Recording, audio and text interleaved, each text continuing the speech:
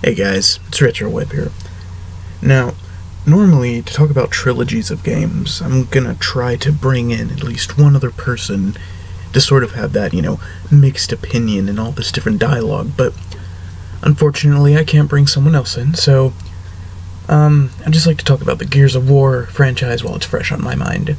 Now, I've always been a really big fan of Gears of War. I mean, I've loved it ever since Gears of War 1, played all of them, except for Judgment, because I don't know, I guess I just don't like Baird. But I'd like to take the time of making this video to sort of talk about the franchise in a whole.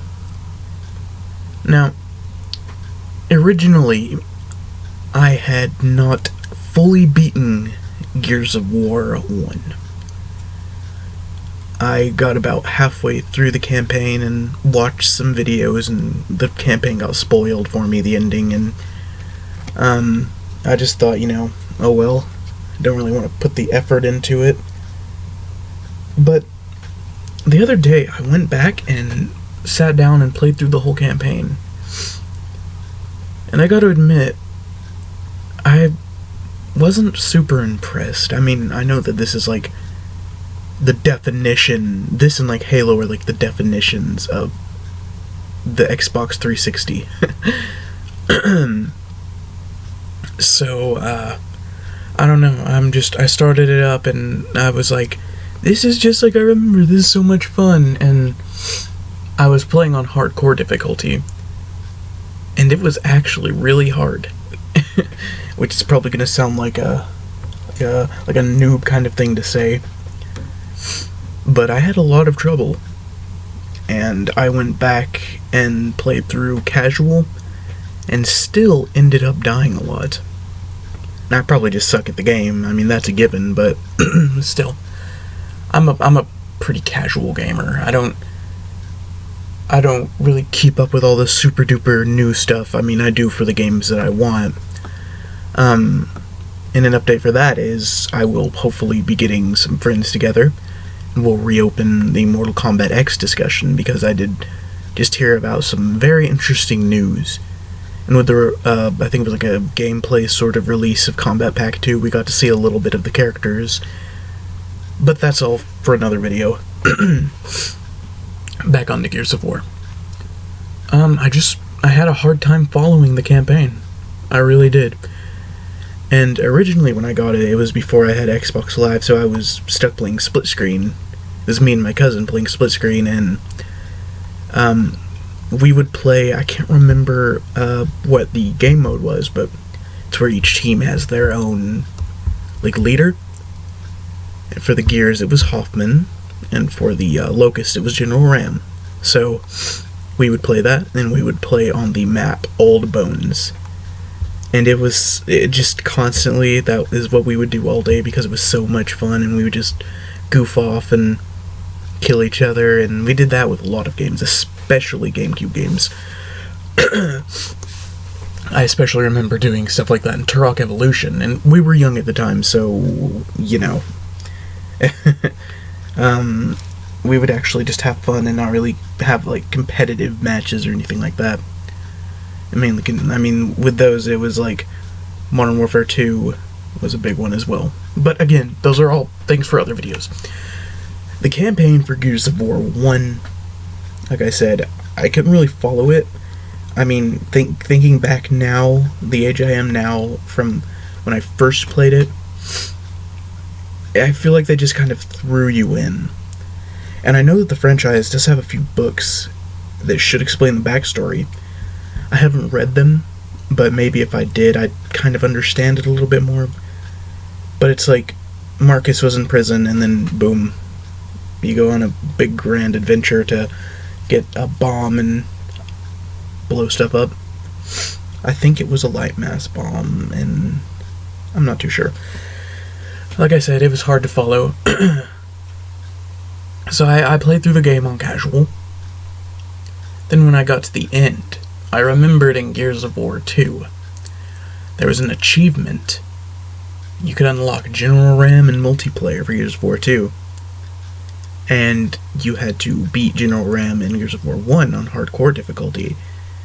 So I went back to the menu, did campaign, solo, all this, and did it on hardcore. And it, no joke, took me about an hour and a half to beat General Ram. Probably the main reason was because I was stuck with the AI partner who would go and get himself downed, then I'd have to go rescue him, and that'd leave me open for the Krill. Other than that, though, I mean, it's a short campaign. I beat it in one sitting, which is... I mean, there for a while I was just basically sitting down, like, when is this gonna end? It probably took me about 5, 6, 7-ish hours. But still, the whole, I mean, it's a great game. It's a great franchise. It made me go back and start to play a little bit of Gears of War 2. And out of every Gears of War 2's campaign was, no doubt about it, the best. I mean, it's amazing. You get to meet these new characters. Dizzy, he's my favorite, no doubt about it. I loved him from the get-go. He's just he's got such a great, enthusiastic personality. But, yeah, I mean, the campaign was great. It was action-packed. It was everything that you probably could have wanted in a Gears of War game. And then Gears of War 3 came around. And it's been a while since I played Gears of War 2, so, I played it, then I moved on to different games. And then Gears of War 3 came out, gosh, I don't remember if it was on my birthday, but I know it was around it. I know the Borderlands 2 came out on my birthday, and that was like, best day of my life. But, again, that's for another day. Gears of War 3, the story was alright. They've got some fancy-schmancy author to write it, I believe, which, I mean, it was good and everything. It was just a little bit slow for me, I guess. And the whole story basically revolved around Marcus's dad. But, I mean, it's still a good story. I mean, it was playable, and that's really all that you can ask for a story. And then you get to the multiplayer, and the multiplayer was just amazing. I sucked at it, of course. I'm terrible. I actually replayed it a few days ago. After I beat Gears of War 1, I didn't replay the campaign, I went and played the multiplayer. I played online because I had a pass that was going to expire in about a day. And I used it to play that and a few other things. But I sucked. I was terrible. I mean, I would go on streaks of like maybe 1 to 2 kills and like 16 deaths. I was terrible.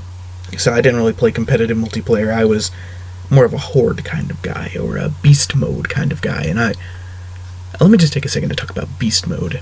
The addition of beast mode in Gears of War 3 was amazing. It was just so cool to be able to play as all the different Locust classes. Didn't really understand why you could choose from a Ticker and a Wild Ticker. I mean, I think that both should be, the same thing, except one could explode, and whatever. But yeah, multiplayer in that great, Horde great. Horde in Gears of War 2 was also very good. Horde 2.0 is even better. Take everything you love about Horde and, make it better. And Beast Mode, amazing. Now I'll move on to Gears of War Judgment. Now, I was fortunate enough to play the beta because I got Bulletstorm.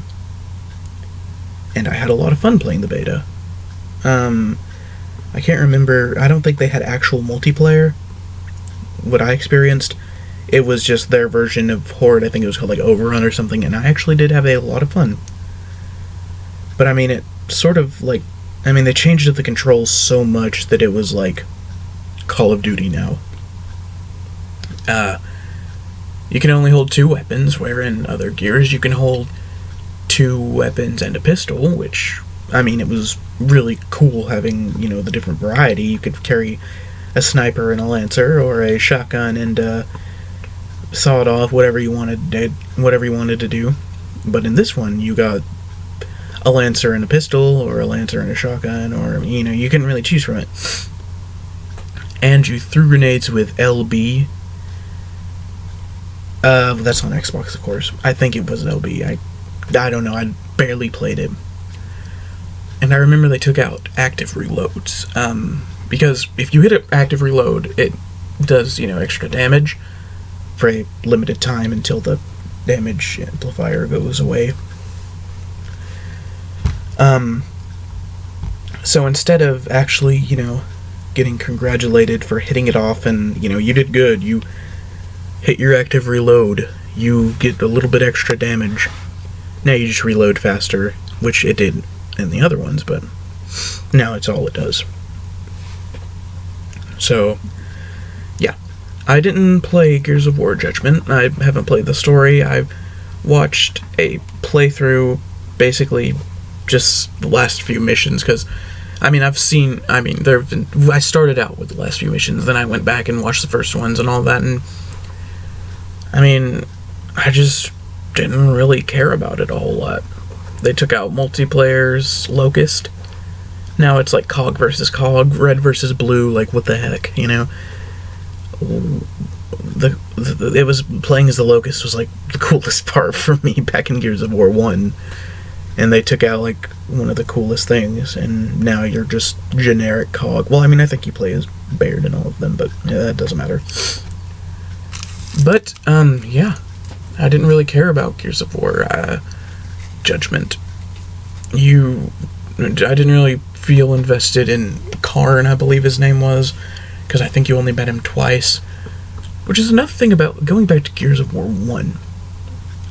I mean, I think the only time they showed General Ram was when he killed Min,